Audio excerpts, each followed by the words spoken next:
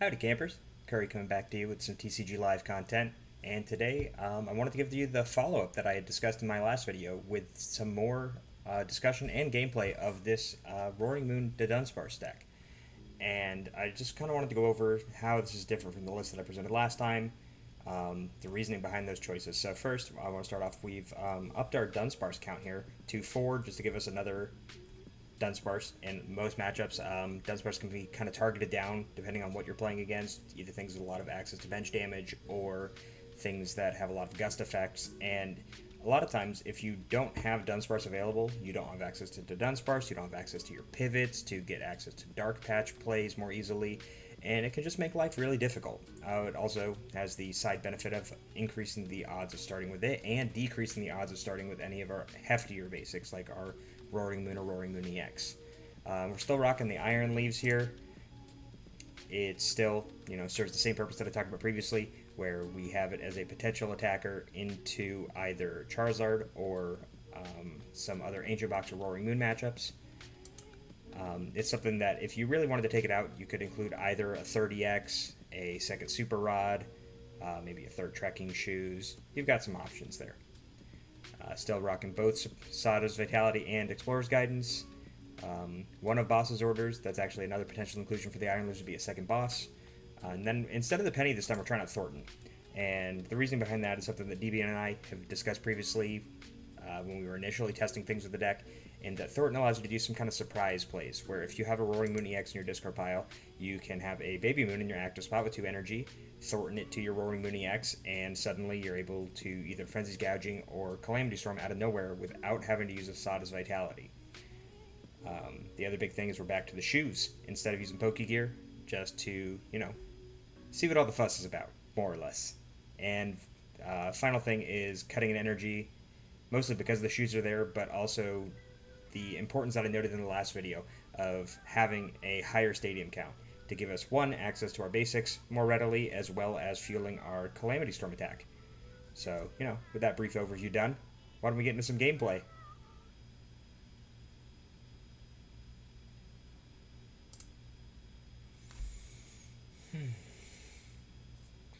Let's see what Pokeranger Juju has in store for us.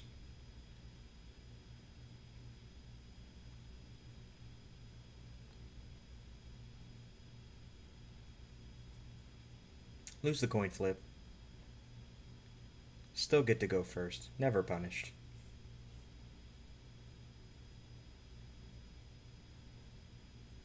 Not the best opening hand, but at least we've got an attack on turn 2.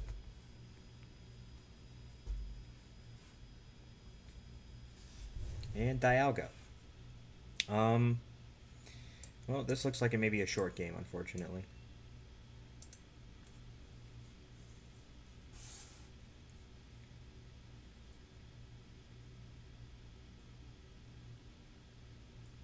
Unless our opponent has nothing, because that would also be awesome.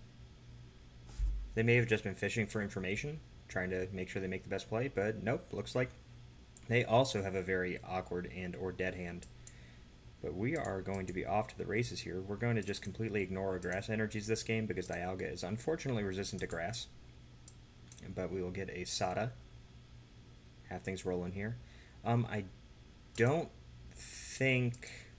I don't really want to play the Artazon. It doesn't do anything for me. I can't actually use the Dudunsparce next turn. So I think for now we'll just go ahead and swing for 90. In this board state, our opponent can't knock us out on this turn, so worst case I can Artazon next turn and try to get things going. But as it stands... oh boy. Well, this one may not even make the video, folks. Because this is the most and least Pokemon game of Pokemon I have ever seen.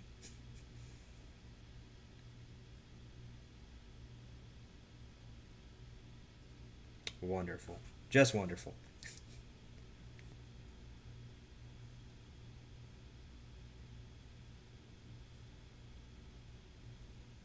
So, nice coin flip from our opponent here. Just wait it out.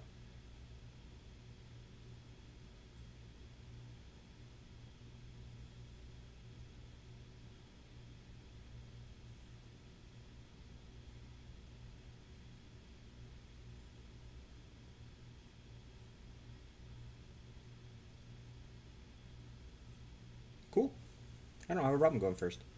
It's actually pretty nice. You can do a lot of things on your first turn typically if you have an energy, but we don't. So let's see if our top deck fixes it, that we do still have. Perfect. That is perfect. So we Nest Ball and we grab our nice little Ninja Boy.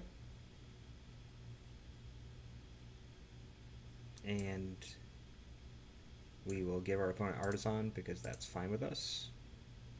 You know, we're just trying to be proactive and kind of limit our opponent's options as much as possible through pressure rather than actually not giving them options.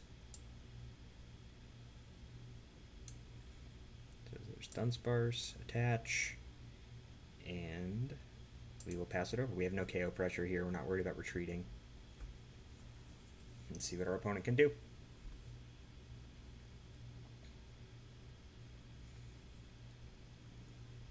And kind of ideally here, we just take a knockout with an easy Vengeance Fletching next turn.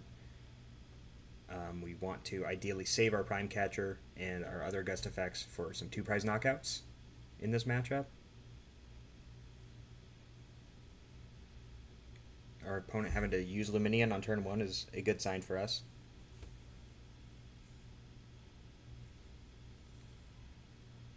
Poffin.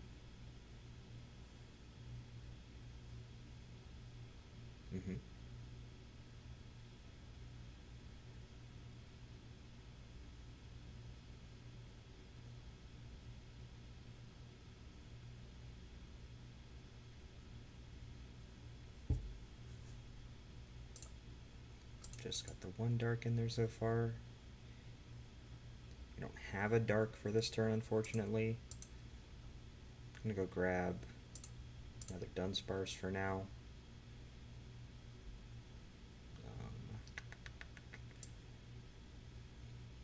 It's a little risky, but odds are pretty good that we find an energy, but of course we don't.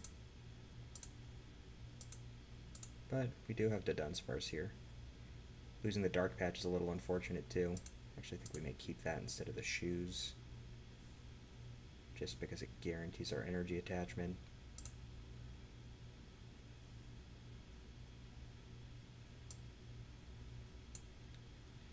So put our first Dunsparce in play.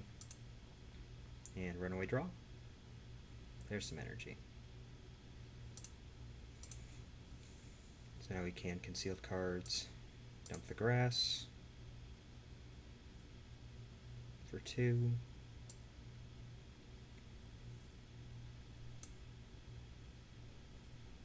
Bench the moon. Attach return. Retreat.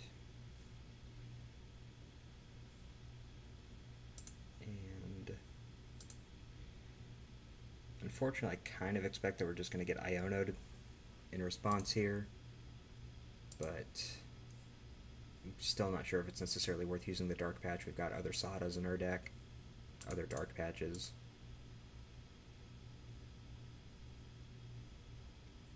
And an Ancient Booster on a Moon here doesn't really do anything for us. The only time it really ends up being relevant is if we can get it on an EX to prevent that Heat Tackle return KO.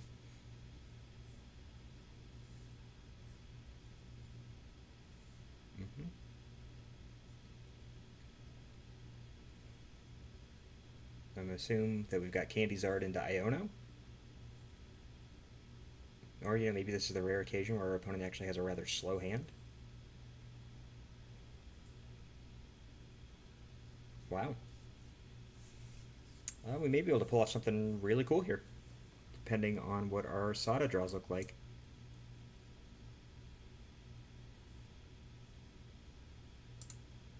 Let's go ahead and Artazon first, get that Dunsparce out of the deck. Other grass is in here. Bench the moon.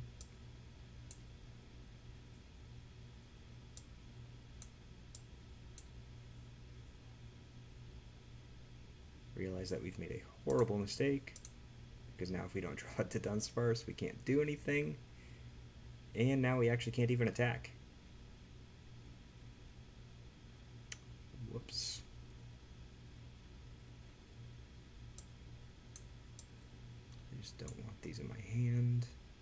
Lumineon for something here, so we can Dark Patch here to put some pressure on. This grass still puts a little bit of pressure just by being on the board. How much are we doing? 2, 3, 4, 5, 6. It's 130.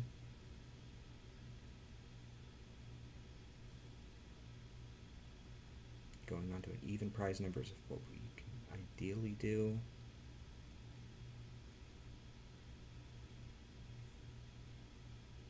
So our opponent's got Lumineon in hand.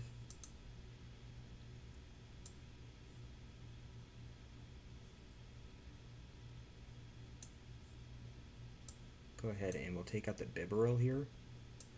And the reason being, like I said, I want to go down to an even prize amount here so that we can ideally take a 2-prize knockout here, and then a 2-prize knockout on either the other Charmander or the Pidgey whenever they evolve it.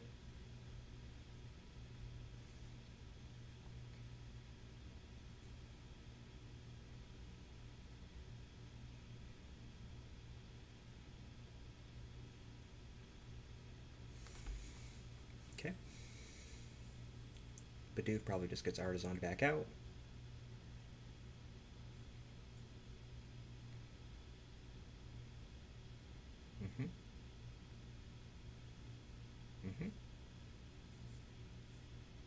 I'm gonna guess, yeah.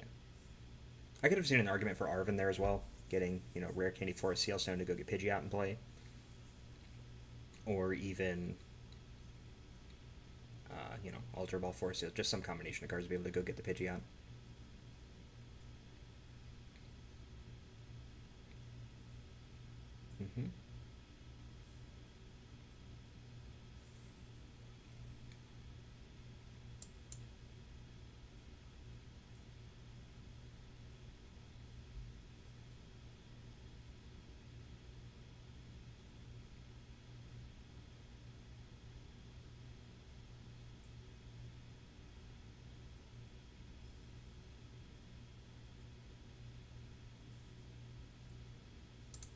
Interestingly, we can still almost do this.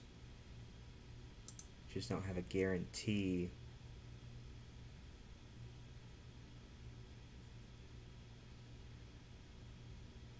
But we just need to hit a Vessel or a Grass here. So we'll do it this way. There's the Grass.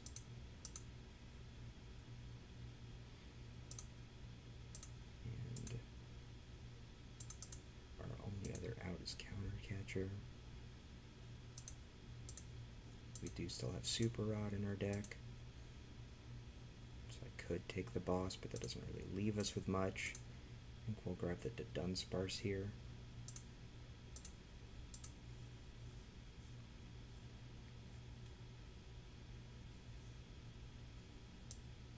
And actually, we'll Runaway Draw first. I don't really want to discard any of the other stuff in our hand. Those are definitely much more discardable.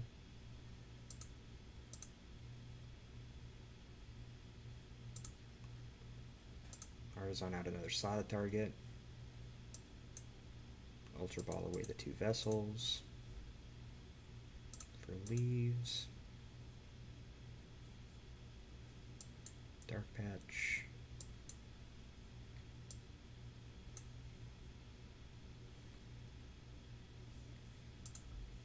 Bring it up.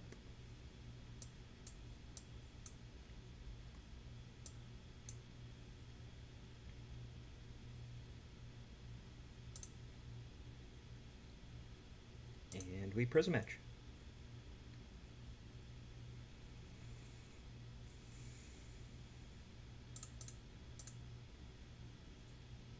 And so our opponent's play here is probably going to be something to do with Roxanne, unfortunately.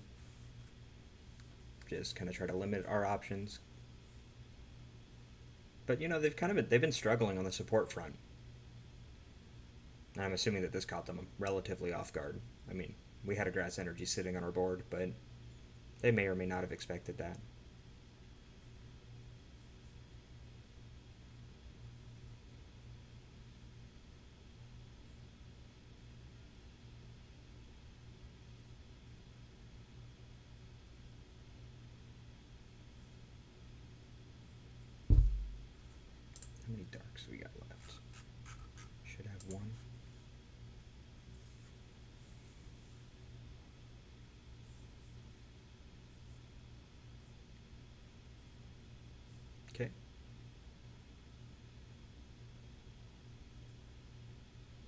Mm-hmm.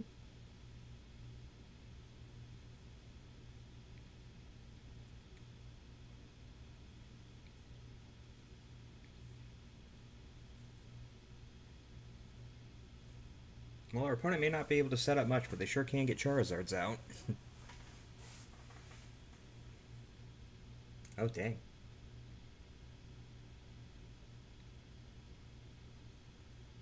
Like I said, I fully expect to get Rock Sand here.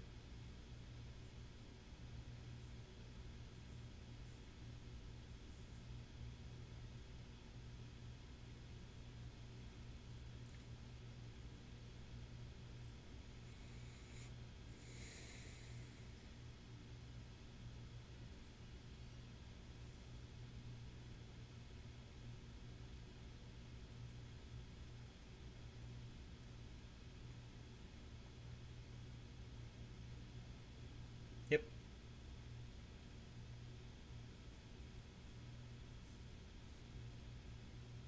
There's a Super Rod, though.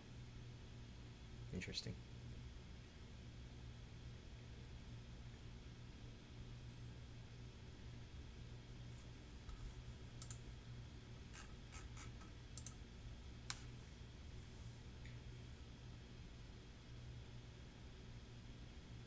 Maybe our opponent's finally getting Pidgeot out?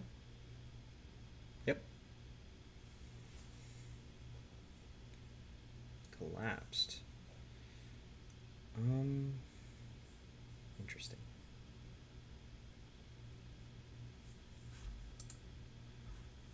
We're down 2 moons already. I'd like to have the Dunsparce. We've got maybe 1 energy left in deck, but we have nothing on our board if we do top deck that energy, so I think our play here is to just lose a moon. Again, we can always Super Rod it back in. Not the end of the world. We're just kind of living on a top deck and a prayer at the moment.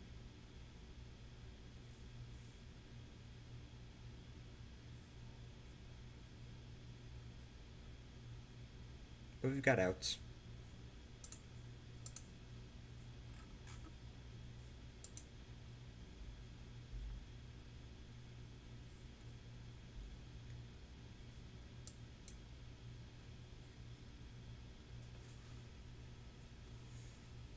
That's not one of them.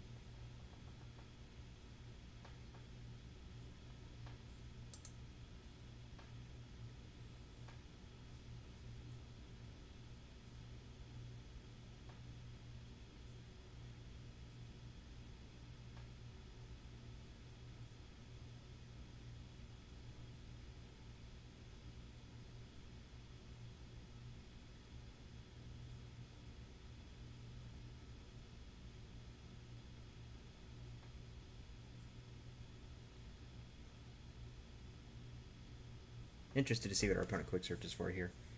I wouldn't be totally surprised to see like a counter catcher on the Greninja, or I guess maybe even the Moon. I'm not really threatening anything with it at the moment though, so if our opponent just kills Greninja, goes down to 1 prize, they probably win the game. So that's 5, 6, 7, 8, 9, 10, 11, 12, 13.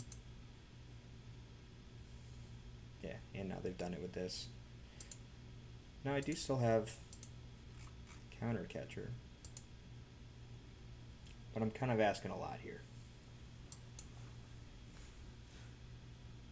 Let's see what we can do. And the answer is nothing. We can do nothing.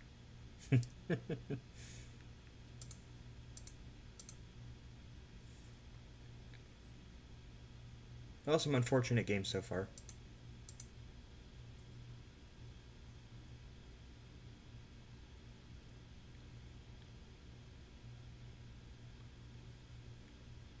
See if we can't end things here on a high note. Opponent loses the coin flip. We will elect to go first.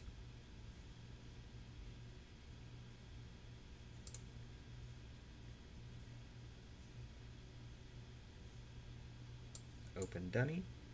Lets us pivot to whatever we need to. So we've got either a Great Tusk Mill or an Ancient Box. Go grab Greninja.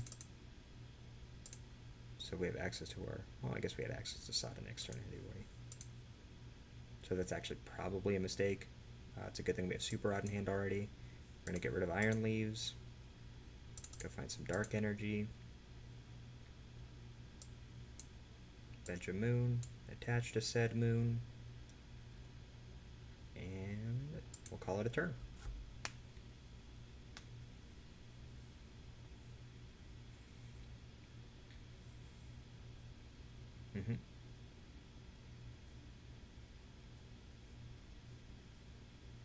Okay, so it is just Great Tusk Mill. A friend of mine actually played this variant of Great Tusk to Day 2 at Orlando Regionals.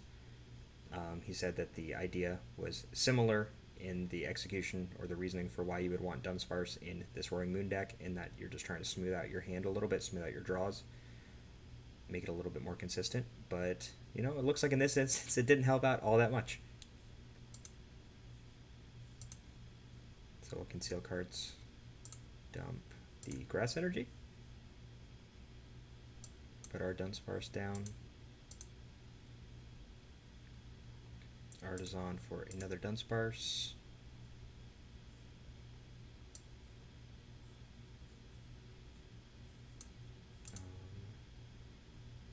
retreat to our Moon, and if we're not knocking this out, we can actually go ahead, knock out his Dunsparce. You know, same logic applies that you would in a mirror match with this Roaring Moon deck, where a lot of times the correct thing to do is just fully chase down your opponent's Dunsparce. The rest of the game is not super relevant. If this is something, we cannot knock this out with our little Roaring Moon at this point in the game. So we're going to just kind of go around it. It's a really good prize to take. Let's just dig a little bit deeper. We just need to find cards. We've got a really good suite of cards here. These Ultra Balls will be amazing for letting us just dump excess ancient cards into our discard pile to try to fuel our game plan a little bit faster. The Super Rod will be great late game. Yeah, our opponent's just got nothing going on, unfortunately.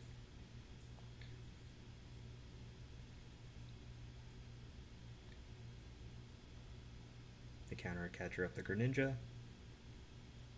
I thought about not nest balling for the Greninja, honestly, specifically because of this. But we should be able to draw out of it.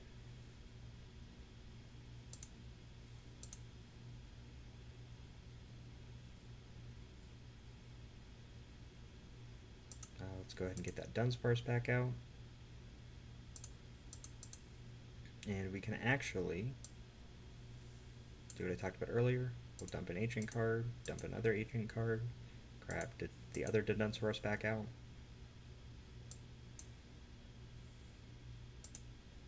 Use his runaway draw.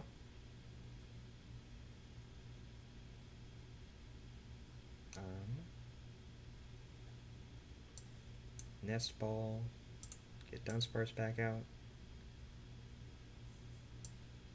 and we'll go chase the Dunsparce again.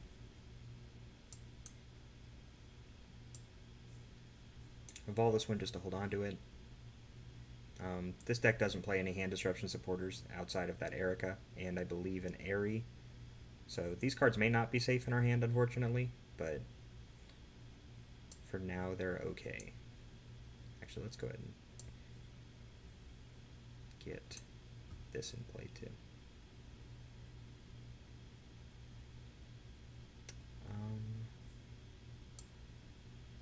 I'm going to get the fourth Dunsparce out just in case we ever take a basic off our prize. Our opponent has the ability to potentially recycle that Erica. We don't want to give them access to it.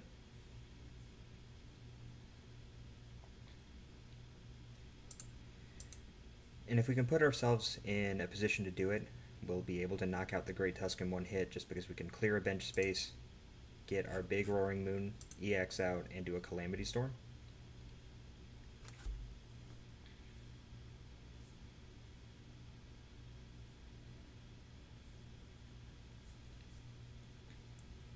And I think we can go for that this turn. Well, that was way easier than I thought it was going to be. We'll play the shoes. Yeah, we'll take the dark, because I would like 2 concealed cards.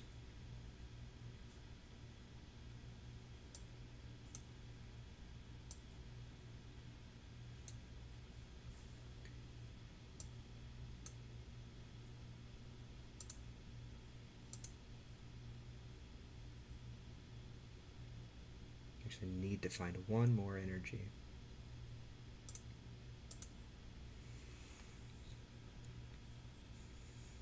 Or Sada, that'll do it. So we'll Dark Patch. We can retreat. Sada. Put the grass here, dark here.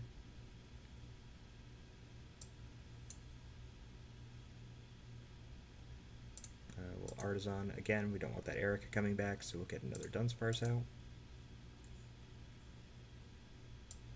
We have no desire to play these Explorer's Guidance, so we'll get rid of them.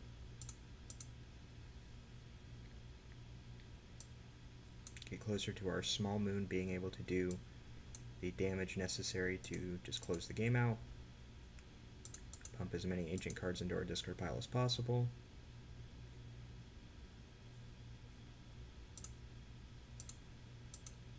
And we can Calamity Storm. Discard the Artazon, deny our opponent access to future basics.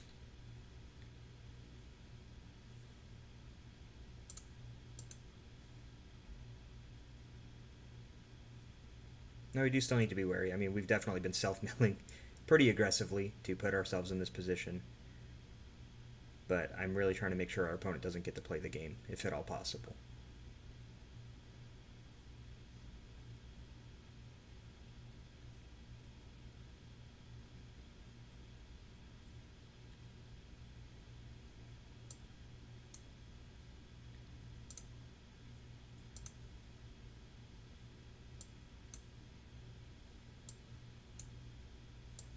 We're actually going to attach a capsule to this Dudunsparce to be able to shuffle it back in at some point.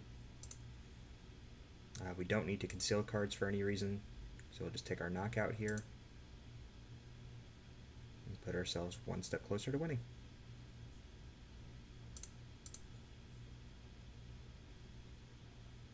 And this should be a little bit too far gone for our opponent at this point. I mean, they're down 2 Great Tusks. They have no real ancient cards in their discard pile. We're going to lose our Super Rod. That's a little unfortunate. But even if our Greninja continues to get countered captured, we have enough energy in our hand to prevent that from being an issue for us. And there's the concession. So, not the best game, but we kind of did what we needed to do in taking out our opponent's support cards. I would not at all be surprised to see our opponent holding a Dudunsparce for pretty much the entirety of that game. But yeah, we can go back and we will look at our list one more time and again talk about the potential changes that we could have made to it. This is what we were playing throughout the entirety of this video.